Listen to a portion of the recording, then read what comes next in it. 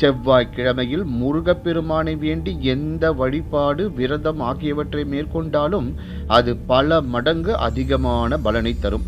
எந்த பிரச்சனையாக இருந்தாலும் செவ்வாய்க்கிழமையில் விரதம் இருந்து வழிபட்டால் அது நிச்சயம் பலம் தரும். செவ்வாய்க்கிழமையில் துர்க்கை வழிபாடு, பைரவர் வழிபாட்டுக்கும் ஏற்ற நாளாக கருதப்படுகின்றது. முருகப்பெருமானுக்கு திதி, நட்சத்திரம், கிழமை என 3 விதமான விரதங்கள் கடைபிடிக்கப்படுகின்றன. செவ்வாய் பகவானுக்குரிய அதிதேவதை முருகப்பெருமான் என்பதால் செவ்வாய்க்கிழமை முருகன் வழிபாட்டுக்கு மிகவும் ஏற்றதாக சொல்லப்படுகின்றது. திதி அடிப்படையில் விரதம் இருந்தால் 15 நாட்களும், நட்சத்திர அடிப்படையில் விரதம் இருந்தால் மீண்டும் அந்த நட்சத்திரம் வருவதற்கு 1 மாதமும் காத்திருக்க வேண்டும். ஆனால் கிழமை அடிப்படையில் விரதம் இருப்பது குறுகிய கால விரதம் என்றாலும் மிக விரைவாக பலன் தரக்கூடியதாகும். செவ்வாய் பகவான் வீடு, நிலம், சொத்து ஆகியவற்றுக்கு காரணமான கிரகமாக இருப்பது அனைவருக்கும்